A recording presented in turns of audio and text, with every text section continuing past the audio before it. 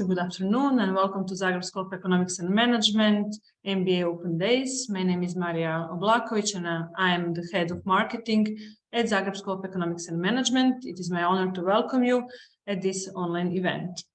Because of the large number of participants, this event is organized through Zoom in the form of the webinar, where communication between panelists and the audience takes place through Q&A, chat, and by raising your hands. You have the menu at the bottom of your screen.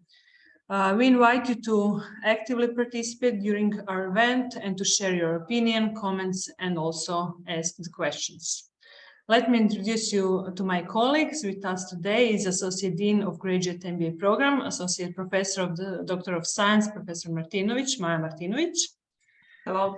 The Associate Dean will present the Graduate MBA Program of Zagreb School of Economics and Management with all our studying possibilities at ZSEM. The topic of today's lecture is innovation, the new opportunities of the digital age, and challenges of the reality. Therefore, I present you the Professor Vitaliy Roud. Hi, Professor.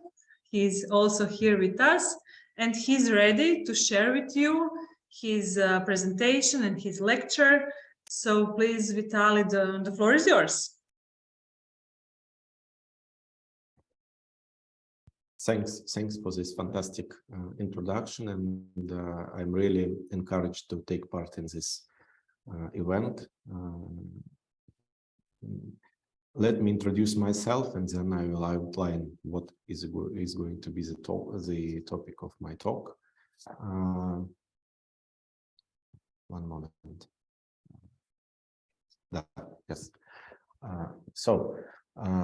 I have about 2 decades of experience in innovation studies. So I'm a practitioner, researcher, and scholar and professor, and I also contribute to the MBA program we are talking about today. So I got my chances to work with very different professional environments, including the academicians, the researchers, the businessmen, and politicians. In fact, through all of my career, there are some kind of passionate topics and that drive my curiosity, and innovation as a domain has never disappointed me, neither from the academic perspective nor from applied perspective. In this lecture specifically, I want to invite you to start this short, to have a quick look on what people study when they talk about innovation, and I'm going to discuss how innovation changes throughout of recent century, and maybe what happens with it right now, and how exactly it could be useful for us doing applied things and doing practical things, and how MBA can help in coping with this growing complexity of innovation. An interesting taking point is that, however, in today's business lexics, innovation has become really maybe a kind of a buzzword. It is so much anticipated, and it is so much associated with everything positive that people forget that this state of the world is actually quite new. And before 19th century, before the Industrial Revolution, people never cared about innovation. In fact, in pre-modern economy, where production was driven by artisans and guilds, stability and secrecy of technologies and techniques has been maintained for ages.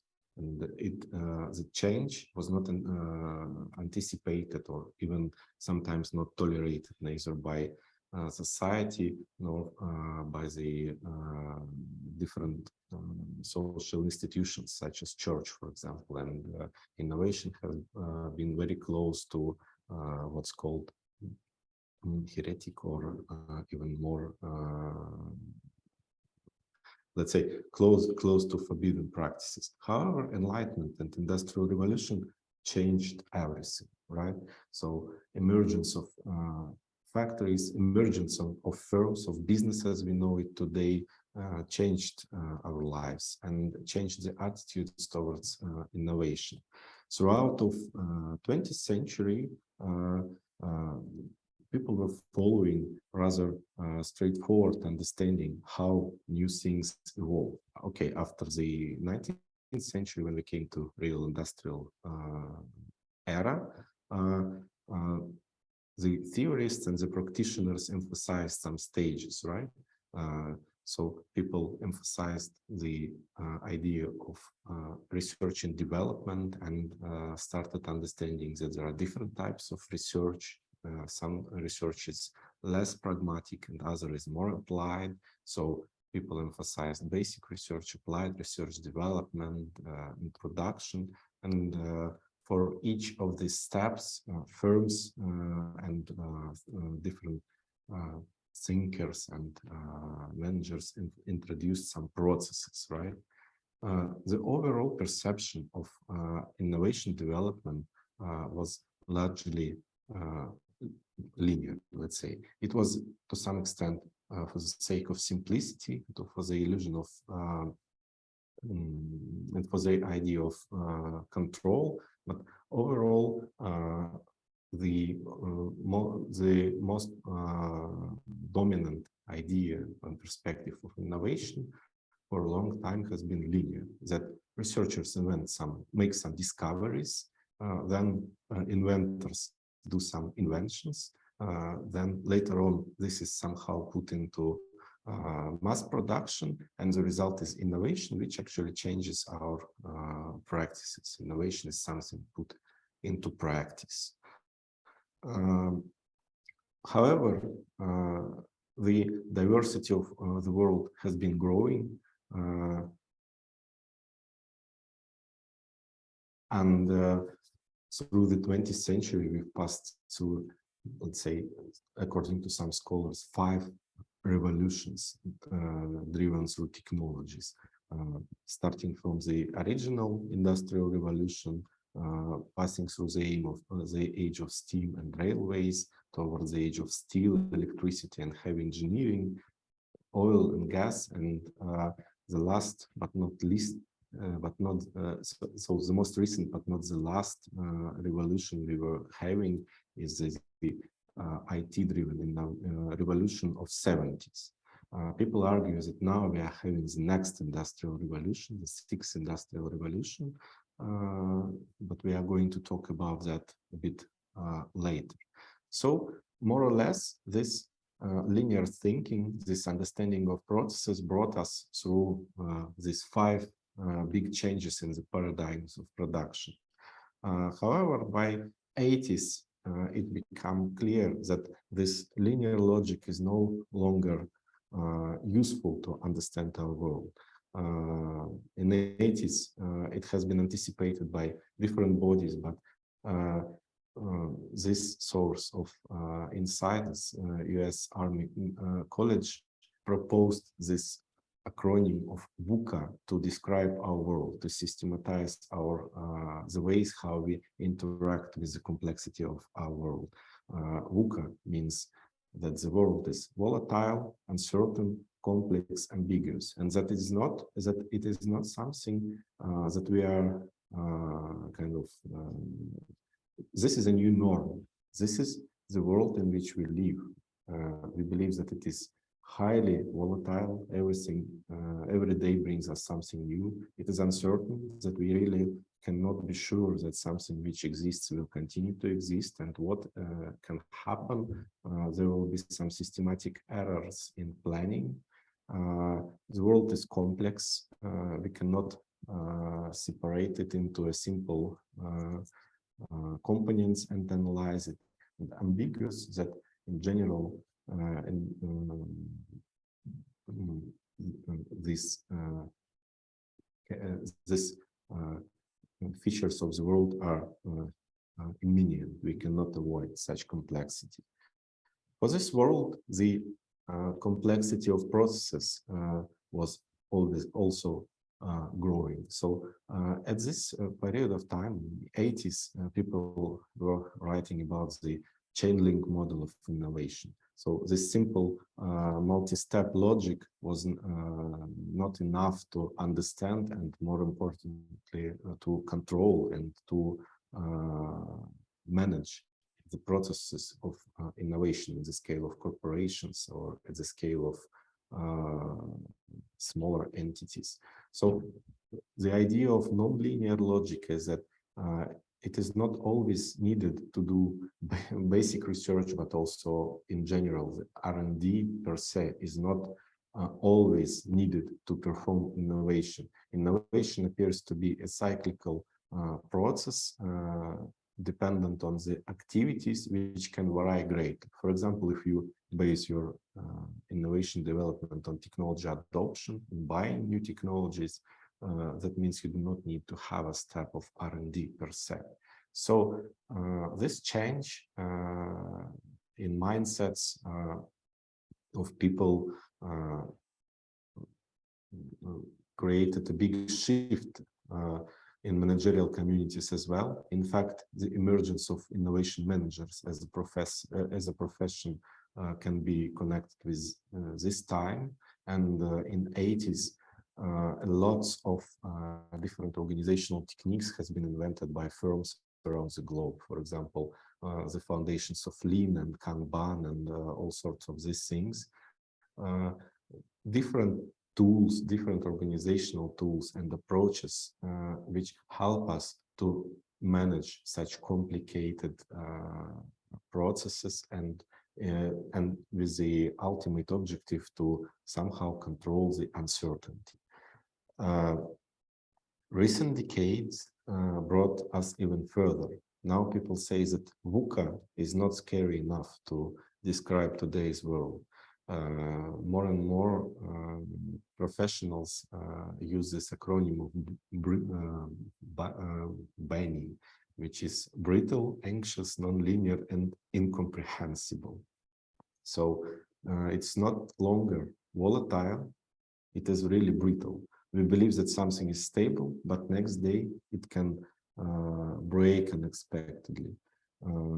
Anxious means that the degree of uncertainty that we face can really disrupt our actions, and we can because we are so much unsure about the future, we can stop experimenting and stop doing systemic advances. It can block us. Nonlinear is another way to emphasize the growing complexity. Nonlinear systems typically can behave really unpredictable, even given the close starting positions. In fact, it is really affecting how do we understand the cause and effect in today's world, because sometimes we do not really expect that certain features or certain products will create certain impact on the industries or on our business models. And this leads to another feature, which is the understanding that as a large, the world is incomprehensible. So information overload, especially the emergence of fake news and misinformation, really challenges our ability to understand the surrounding. In this world, the innovation development process has become extremely complex as well. Since beginning of 2000s, the managerial community believes that the dominant way to understand how firms should govern innovation is open innovation paradigm. That means that each firm has a bunch of projects, a bunch of ideas that result from research stage or that are being developed or are at different stages of commercialization. And the point is that the information and the origin of the projects at different stages can be either within or outside the firm boundaries. So actually the firm boundaries blur because cooperating, insourcing, outsourcing becomes a dominant practice. Each of these items within these quadrants reflect certain business practices which are pretty much used by corporations today when they do innovation. And just have a look, let's say, crowdsourcing or outcontracted R&D, cooperation with research entities, with universities, different spin-offs or vice versa, some insourcing and joint venture activities. Each of these business practices, in fact, is complex on its own and requires certain proficiencies and skills. So at a glance, this creates incredible complexity of the profession of innovation managers.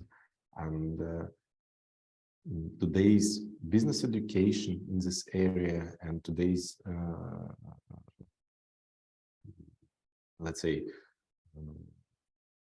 training and experimenting really relies on systematization of huge amounts of cases, and but cases per se will not be able to support you in all this, because in order not to get lost in chaos, you need some structures. And that's another big domain where innovation studies evolve.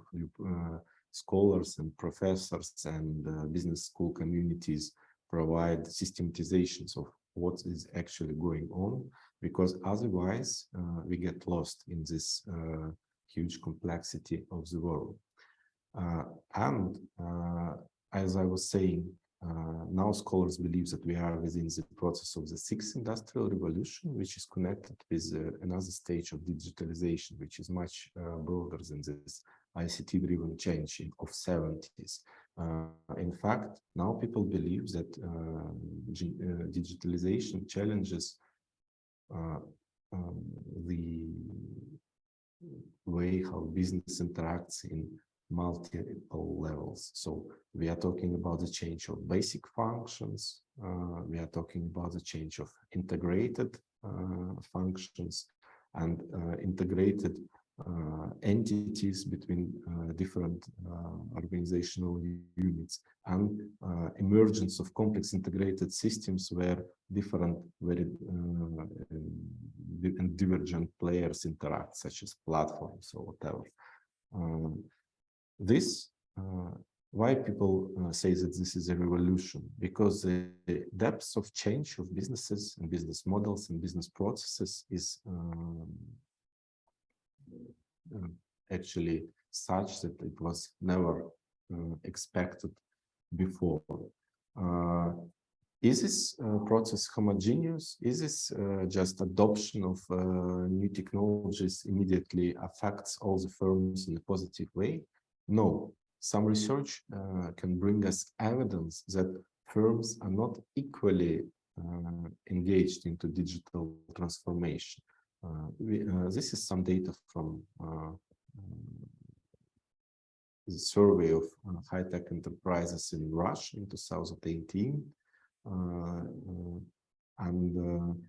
This analysis showed very interesting insight that, in fact, there is a growing degree of inequality in terms of adoption of digital technologies and digital transformation between the firms.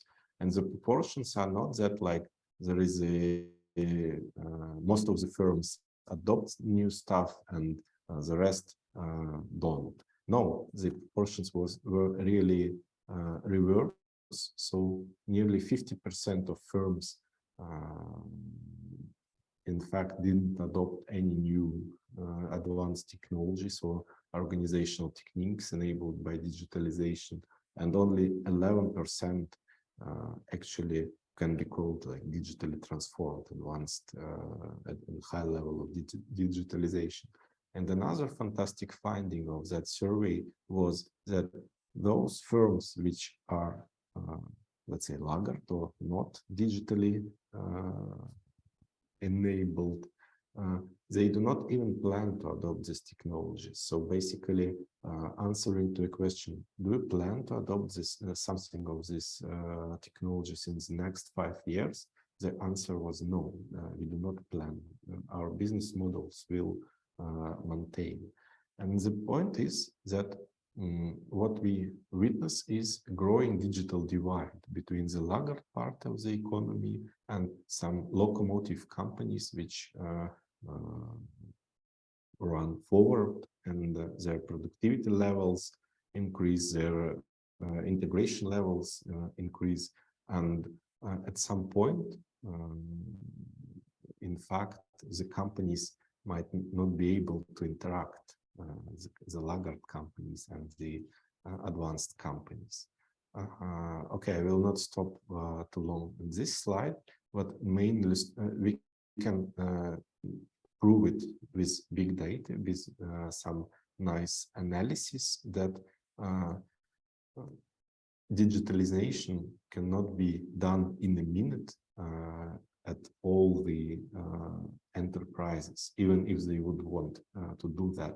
And there is a clear illustration that the success of digitalization can only be achieved within the organization with a mature business culture. That means introduction of smart management concepts and advanced practices of human resource management. So it starts not from the digital per se, but it starts from a big change of the organizational culture of organization. So such things as this gradual change of the firms we witnessed within the previous, to some extent, we witnessed within the previous technological revolutions. However, what happens now and what was not witnessed before is actually the that digitalization brings new opportunities to the process of innovation development itself. So that there is some systematization that it can affect all the phases of innovation development, right? Because it ensures faster communication, bigger, greater exposure, abilities to systematize information, abilities to process it, but also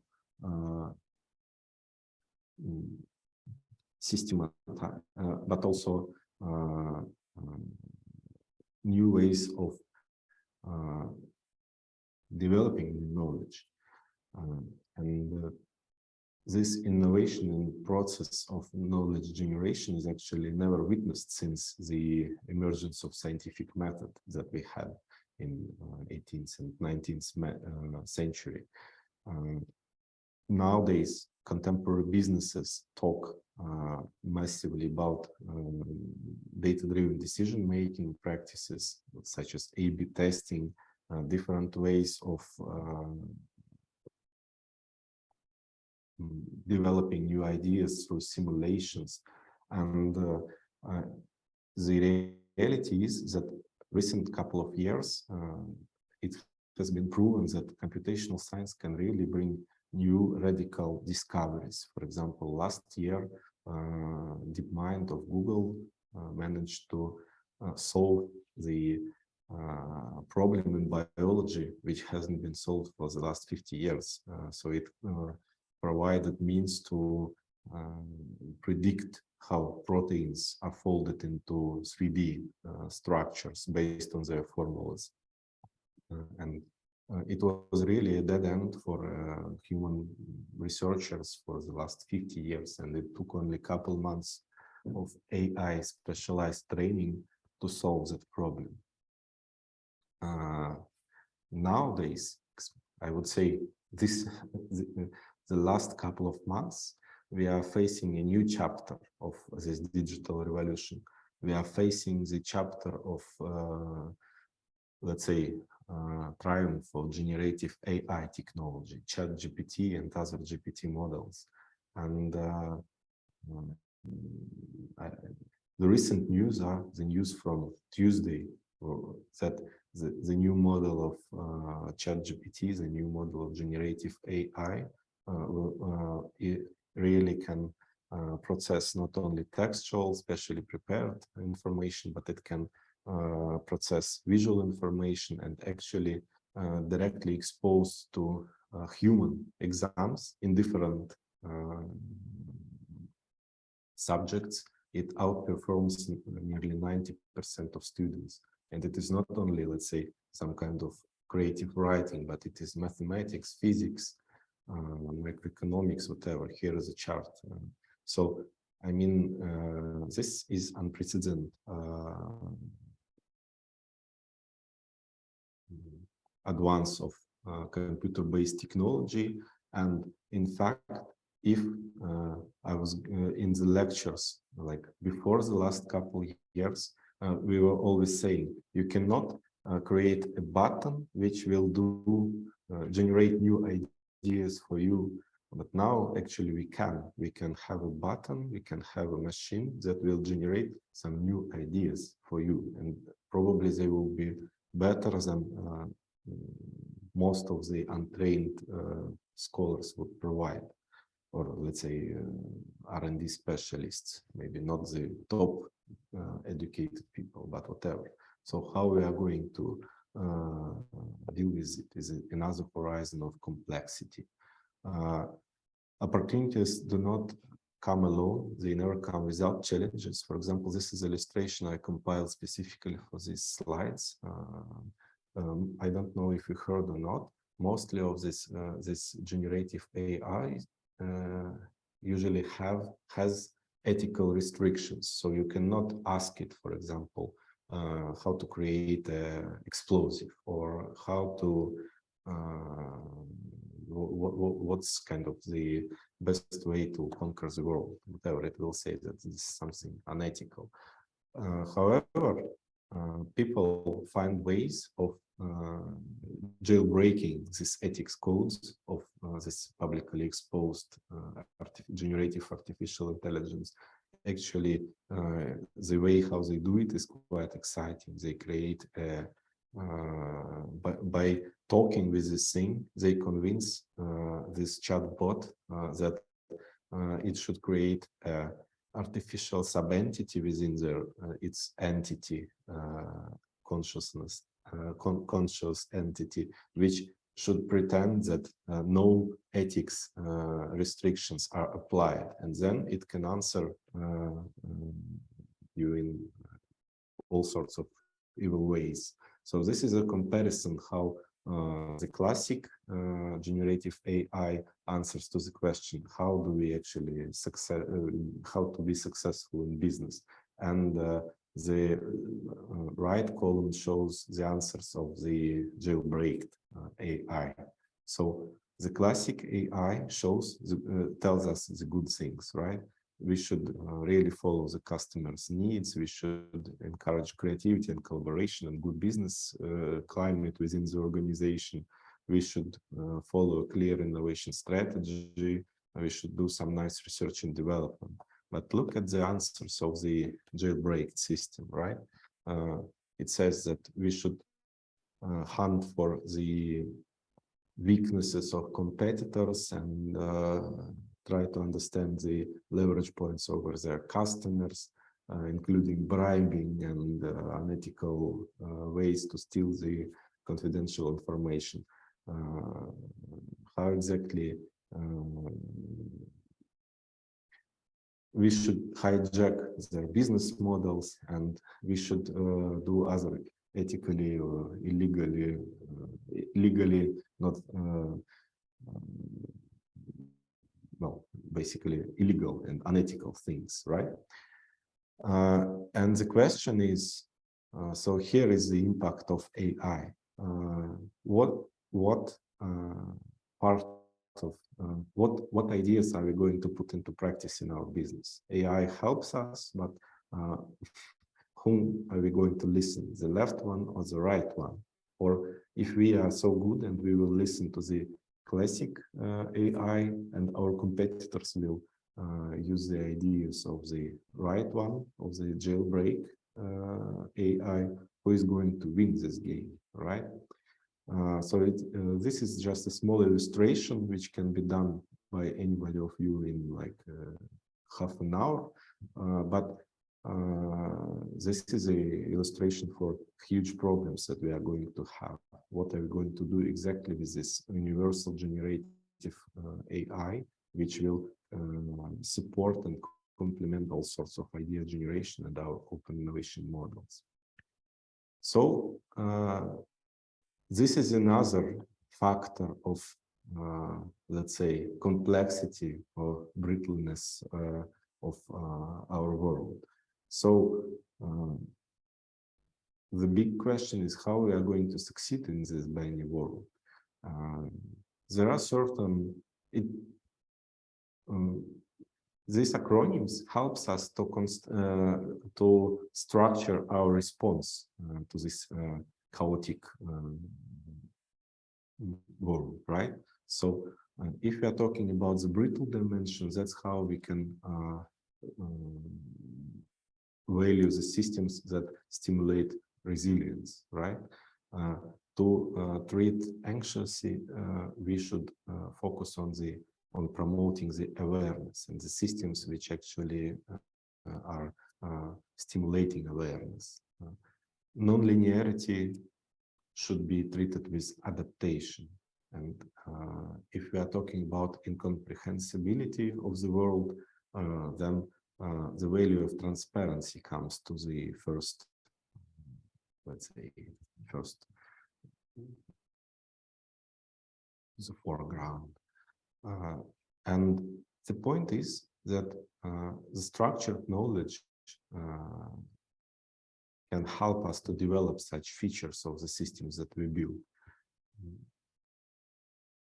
Resilience can be stimulated with understanding some techniques, existing techniques that will supplement your coping potential, such as managerial techniques, risk analysis, and different practices of planning, including the road mapping, the agile-based project management, and all sorts of things developed exactly to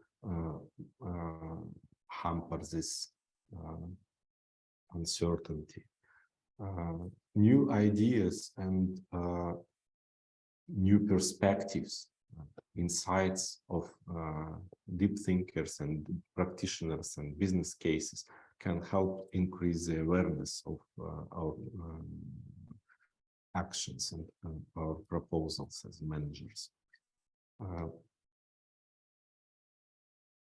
Training in being flexible and experimenting, in combining some new ideas and practices in agility will help us to develop adaptation skills, and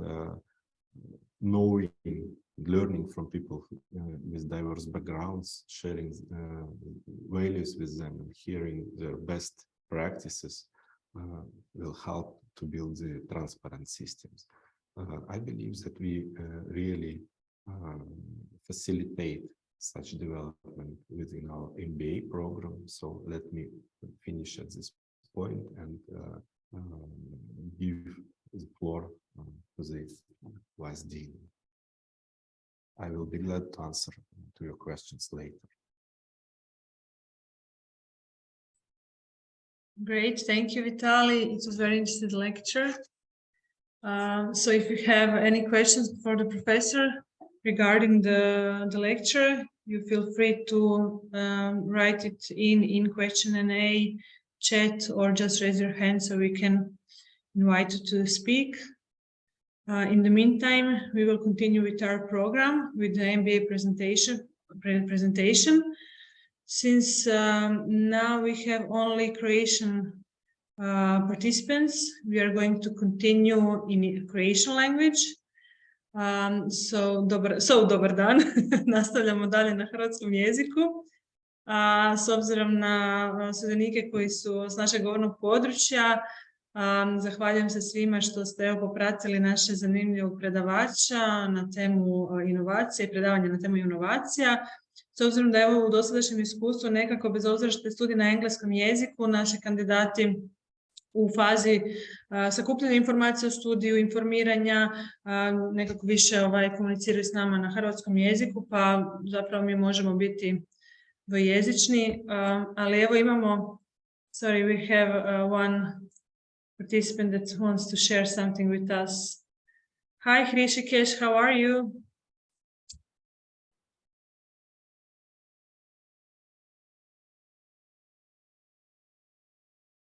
Are you here with us?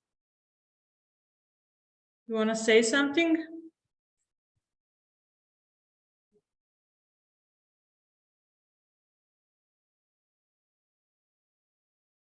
Okay, maybe. Hrishikesh, are you here with us? I can't hear you. He's not speaking, he's on mute, but we cannot hear you, Hrishikesh. Hrishikesh is our executive MBA student that already took all the lectures on the MBA program. And now he's in process of writing rigid thesis, if I'm not wrong, or you are also already finished with it. Hrishikesh, are you here? Okay, maybe later on he can share something with us. We are going to... Yes, sorry, can you hear me now? Yes, we can hear you. Hi. Perfect. Hi, good afternoon. Sorry, there was some technical problem with my laptop, so I couldn't manage to get the thing. Thanks for this seminar. And I believe now the next part of the seminar will be in Croatian language, or it will be in English? Yeah, it will be an MBA presentation that we already finished our MBA program. So because of the other participants that are from Croatia, we are going to transfer to Croatian language, if that is okay with you. Yeah, I will try to understand. I know that it will be a good if it is in English, but yes, if not, it still be manageable for me to get along and to go through the slides if there will be. Okay, great. Okay, Thank you. Perfect. The content of my presentation, it's about whole MBA program and admission process and everything else around that. And that is something that you already know. So Yes. because Yes. you are our student. Yes. Yes. Okay. Then thanks for your time. I'll be there on the seminar. I'll be holding on here. Do you have any questions maybe for the professor? I that was the one question I was just writing down actually. Just very quick one. How the reverse engineering will be the one of the, let's say, the term the professor has been used. It's a jailbreaking thing, something. So I'm just curious about that one, like because as much as I know that in the industries we do the patterns and we cannot immediately copy any other, let's say, even if it is programming as well, we cannot copy them as it is, because there are some kind of rules and regulations which involves. So those prevent copying any kind of a design or related to coding as well. So that's my very much question to the professor also, like how we can consider it like a reverse engineering will be not a good part of learning for the new technology. Okay, let me quickly answer. Thanks for this question. Well, the point is, let's say, the whole insight of the recent years of innovation studies says that there are no extremes, right? So it is never yes or no, right? So there is always a space of opportunities to do stuff.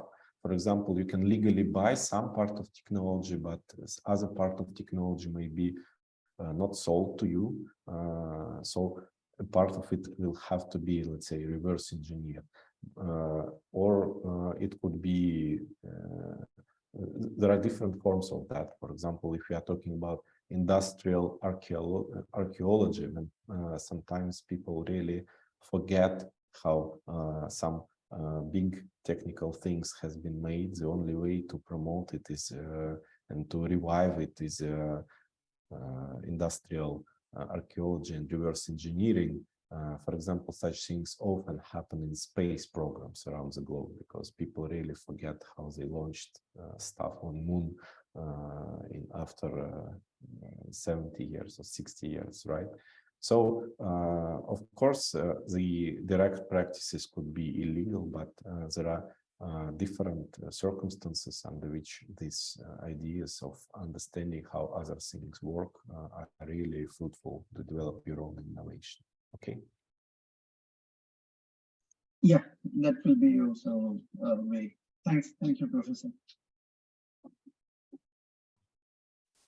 Thank you, Hirsch, for being with us today. Thank you for your question.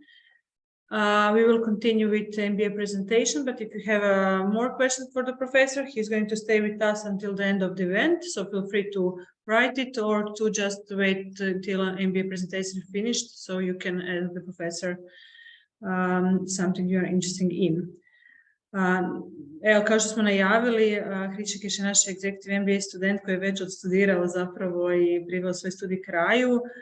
Mi ćemo dalje nastaviti čisto da vam bude ugodnije, lakše i razumljivije na hrvatskom jeziku, s tim da prezentacija će biti na engleskom jeziku, tako da spremni smo za dvojezičnost u bilo kojem trenutku. Pozivam prodekanicu, izvršnu profesoricu, doktoricu znanosti Maju Martinović, da evo krene sa prezentacijom koju je pripremila i da vas upozna s našom MBA ponudom. To znači da se vidi prezentacija, je li tako? Vidi se, super. Ok, hvala Marija. Dobro, ja ću sad ukratko prezentirati Zagrebačku školu ekonomije i menadžmenta i počet ću sa prikazom malo naših ovih ureda, učionica našeg novog kampusa gdje se odvija nastava u Zagrebu u Vukasovićevoj ulici. Svi vi koji imate nekakva pitanja koja mogu biti vrlo specifična, slobodno postavite pitanja u chat već tijekom prezentacije ili možete pitati na kraju. Naravno, ja ću pokriti sva ona pitanja za koja mi mislimo da su važna u prezentaciji samog MBA. Uvijek počinjemo od naše misije, ovdje možete vidjeti. Ona nam je izuzetno važan dio cijelog sustava jer svi akreditirani sustavi, pogotovo kod akreditacijskih agencija, institucija gdje mi imamo akreditacije, počinju od misije i mi smo mission driven sustav u tom smislu.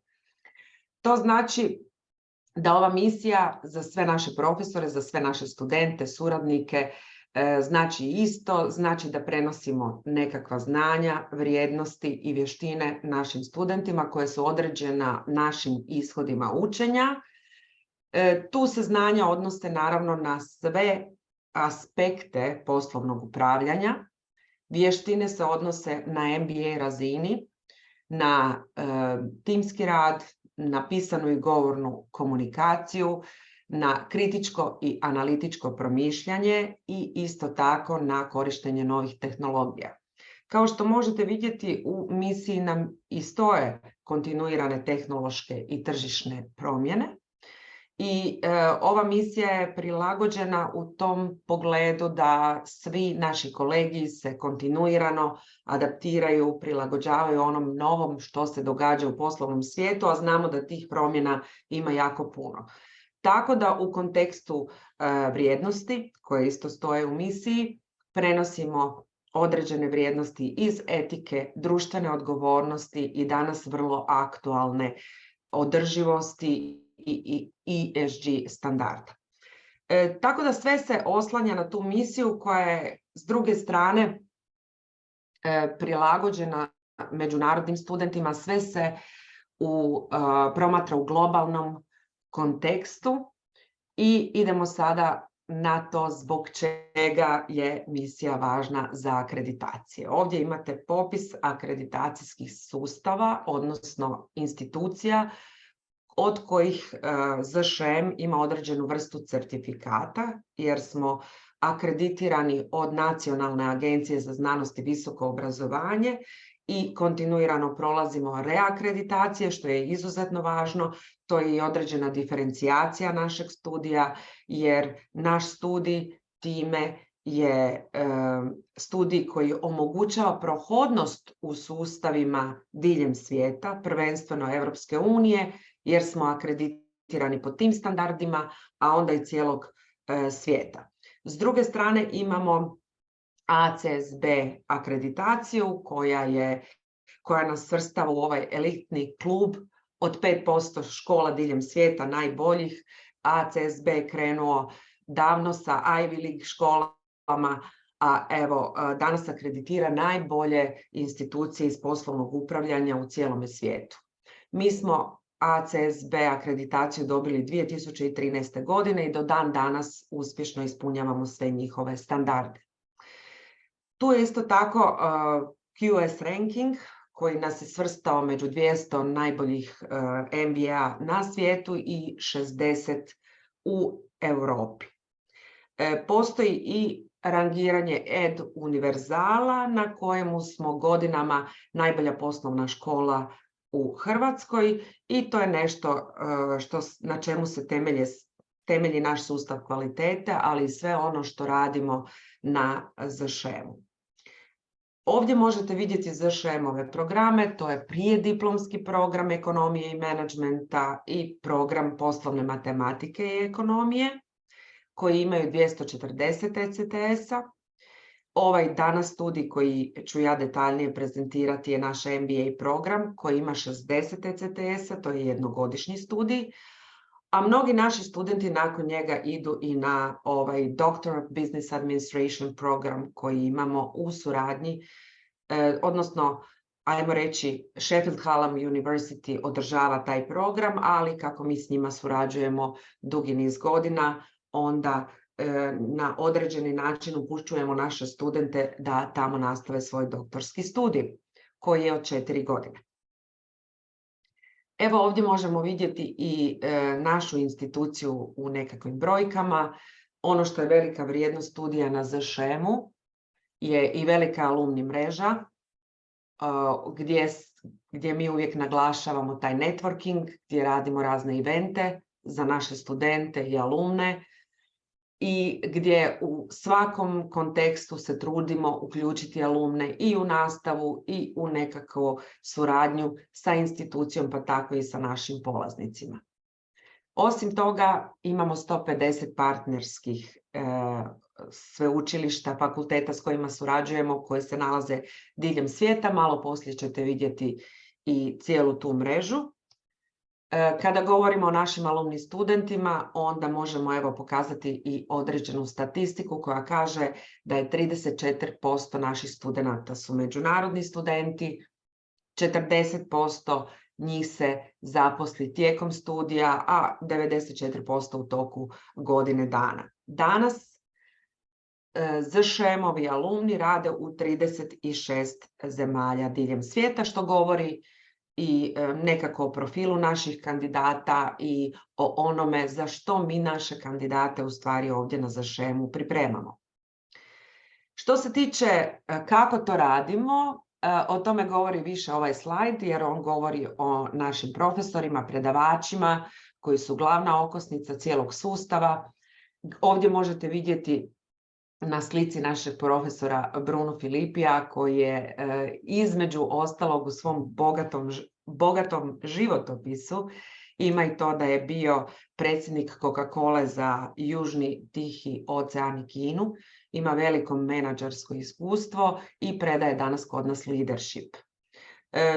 Ostali predavači uglavnom, kada bi generalizirala, onda je najbolje da istaknem to da svi imaju nekakvo iskustvo u poslovanju, imaju određeni dio poslovne prakse ili imaju nekakvo međunarodno iskustvo, ili su obrazovani vani, ili predaju vani, ili su radili u stranim kompanijama, bili članovi uprava, članovi nadzornih odbora i evo ovdje kaže da je 115 funkcija takvih smo prebrojali u životopisima naših predavača, naših profesora internacionalno, jel? Jer trudimo se da okupimo ljude koji imaju međunarodno iskustvo i koji imaju prethodno iskustvo na nekoj razini menadžmenta. Ono što sve naše predavače isto tako generalno opisuje je da rade putem praktičnih primjera, putem primjera iz prakse, da zadaju vrlo praktične projekte, zadatke na kojima rade sa studentima i da su u mogućnosti studente mentorirati na razne teme iz poslovanja koje su od najvećeg interesa za svakog pojedinog studenta. Ovdje su neke još dodatne informacije o samom MBA-u. Evo, struktura je da je to 10 kolegija plus 2 izborna kolegija koje student može odabrati ukoliko želi, a ona se već nalaze u toj cijeni koja se inače plaća za MBA studij. Da studij je organiziran tako da određene koncentracije idu od 5 sati poslijepodne do 9 sati navečer, nakon radnog vremena, prilagođeno ljudima koji rade, a neke koncentracije su organizirane i vikendom. Ovo je studij koji se nalazi na razini 7 Europskog kvalifikacijskog okvira.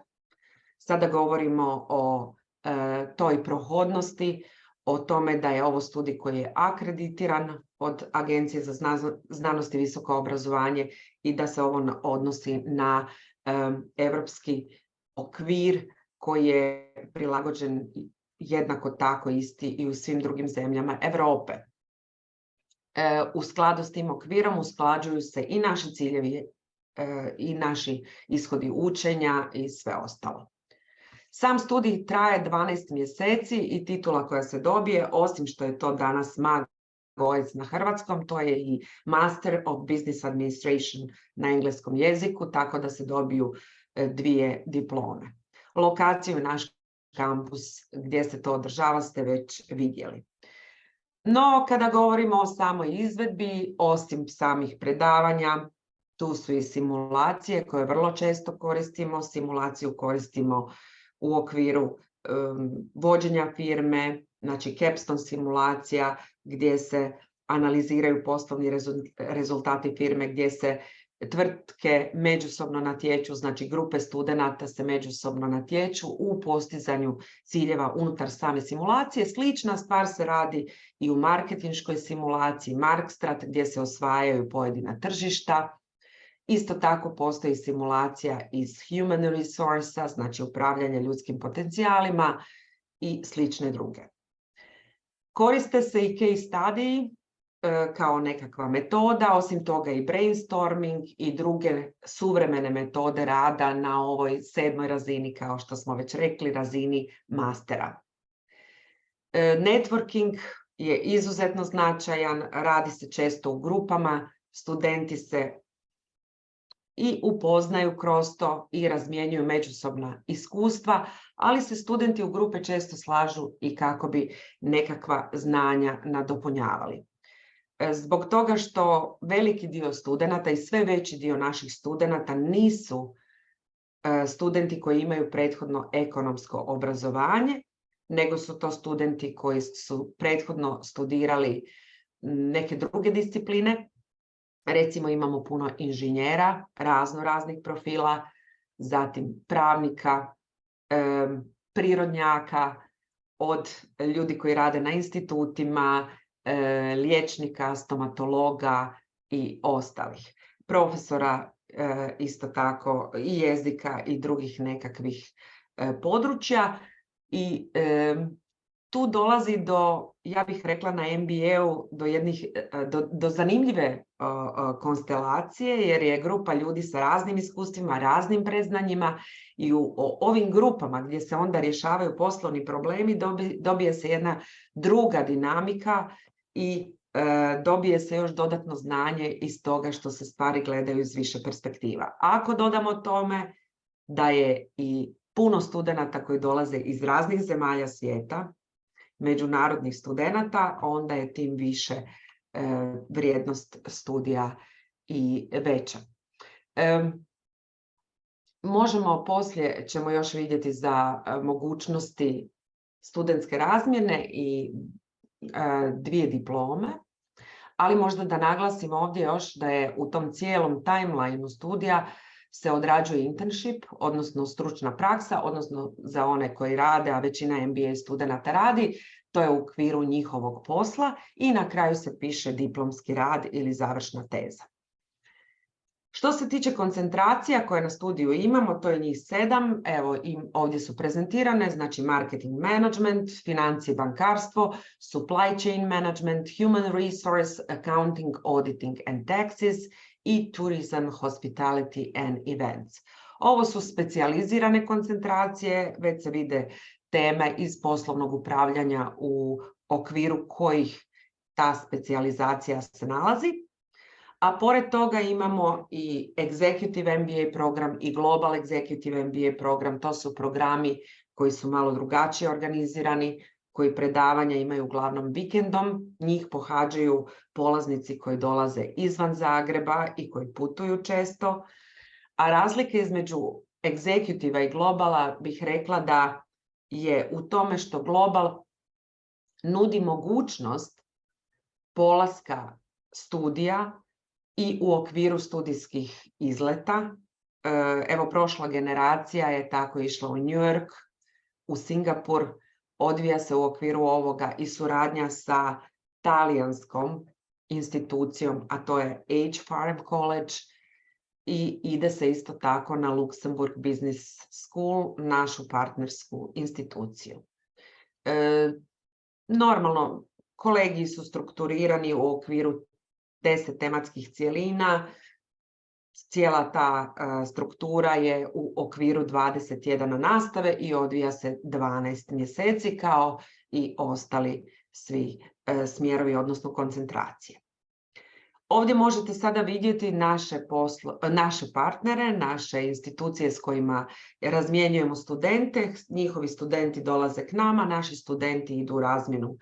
Ondje svaki naš student MBA je u mogućnosti otići u razmjenu na 1 semestar ili kako već odluči, možda i kolegi 2. Ovo je popis naših partnera koji su većinom, ja bih rekla, i ACSB akreditirani, ali sigurno se radi o probranim institucijama, o kvalitetnim institucijama diljem svijeta s kojima imamo suradnju.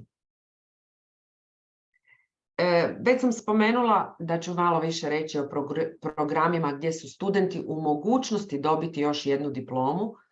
To zovemo additional degree. To su programi s kojima imamo suradnju i s kojima su naši programi toliko kompatibilni da oni priznaju kod nas položene kolegije i kada student završi studij ZSEM-a, on je u mogućnosti otići na neku od ovih institucija u Belgiji, Francuskoj, Nizozemskoj i tamo dobiti još 1 diplomu ukoliko želi to strano iskustvo, a pri tome će mu svi kolegiji koje je kod nas položio biti priznati. Isto to se može ostvariti i u Kini, u Tajvanu ili u Japanu ukoliko neko preferira azijska tržišta. Kada govorimo o studentima našim koji odlaze u međunarodnu razmjenu, evo na MBA-u do sada je otišlo 90 naših studenata u razmjenu na 41 instituciju u više od 17 zemalja, a isto tako su nam došli strani studenti i to njih 400 iz 27 zemalja sa više od 80 sveučilišta, odnosno fakulteta. Svim našim studentima je na raspolaganju karijer centar. Nedavno smo radili istraživanje koje je pokazalo da MBA studenti od karijer centra najviše cijene individualne konzultacije koje pruža u smislu usmjeravanja studenata u vidu razvoja karijere, promjene posla ili slično. Karijer centar svake godine održava i Student Future Day. To je event na kojemu tvrtke, a ovdje vidite dio tvrtki s kojima surađujemo, dolaze, prezentiraju se i sa našim studentima obavljaju intervjue, opet u vidu ili zapošljavanja, obavljanja stručne prakse, promjene posla i sličnih tema. Naravno, evo, završit ću s tim da kažem da Career Centar i International Office koji rješava sva pitanja međunarodne razmjene su na raspolaganju svim našim studentima, a za kraj važna su nam mišljenja naših studenata i polaznika, pa smo izdvojili evo neka iz kojih se može vidjeti što oni smatraju da je dobro na MBA-u od ZSEM-a. Tako Vedrana ističe atmosferu, ističe konstruktivne diskusije s profesorima, isto tako suradnju s kolegama, socijalizaciju i za nju je to bilo najviše stimulativno. Evo ovdje imamo još jedno svjedočanstvo od Jurice, to je kolega koji je IT, kao što vidite iz IT industrije, IT konzultant, što znači nije prethodno imao iskustvo iz područja poslovnog upravljanja i ekonomije i on smatra da je to veliki razlog zbog čega je došao na MBA, jer mu je to trebalo u poslovanju. Već sam rekla da je puno polaznika koji to vide, jer određeni profili koji dođu do određene razine upravljanja u svojim tvrtkama, vlastitim ili u nekim možda i međunarodnim, globalnim i ostalo, shvate da im treba određeno znanje iz menadžmenta kako bi mogli ili bolje raditi svoj posao ili napredovali, ili kako bi mogli napredovati. Isto tako, mnogi polaznici dođu zato što žele otvoriti nekakav svoj posao, pokrenuti neku inicijativu, startup i ostalo i trebaju im znanja iz poslovnog upravljanja. Za ovakve polaznike je organiziran između ostaloga predsemestar koji ima 5 kolegija. To su osnovni kolegiji koji pomažu tim polaznicima da savladaju ostale kolegije i da pomalo uđu u discipline kroz osnove ekonomije, osnove financija, marketinga, menadžmenta i računovodstva. Tako da tu evo, postoji velika grupa danas polaznika koji prvo pohađaju predsemestar, a onda idu na ostali 10 MBA kolegija. I to bi bilo ukratko o našem MBA studiju. Ovdje imate i moju mail adresu. Ako netko želi mi se obratiti, ja uvijek mogu raditi i individualne konzultacije ili savjetovanje za bilo kojeg polaznika ili potencijalnog polaznika. A isto tako možete nas pratiti na društvenim mrežama. Pretpostavljam da će Marija sada i ovo predavanje staviti na LinkedIn kako bi se moglo ponovo pogledati ili kako bi bilo dostupno i drugim potencijalnim interesentima. Evo, ja sam otvorena za pitanja. Ako neko ima kakvo pitanje, dapače. Ja se zahvaljujem prodekanici na vrlo detaljnoj prezentaciji naše MBA ponude. Imamo i prvo pitanje od kandidata koji je završio 3-godišnji studij i pita može li se on upisati na naš MBA, ima već 7 godina radnog iskustva, radi u IT-u, završio FOI, međutim 3 godine, 180 ECTS boda. Ok, super. Dobro, može, da, ali zato, obzirom da je naš MBA studij u ovoj vertikali koju smo objašnjavali, studij koji zahtijeva na ulazu 240 ECTS-a, tada se u stvari treba upisati jedan program koji mi zovemo prelaznički program. To su oni koji su stekli određeni broj ECTS-a i kojima treba još, a vama očito treba još 60 ECTS-a kako bi mogli pohađati MBA. U tom slučaju ti kandidati ne idu na predsemestar, jer ukoliko je kolega završio FOI, znači nije završio prethodno ekonomsko i obrazovanje, odnosno poslovno upravljanje, i onda upisuje određenu godinu razlike iz ekonomije i poslovnog upravljanja i time stječe mogućnost upisa na MBA.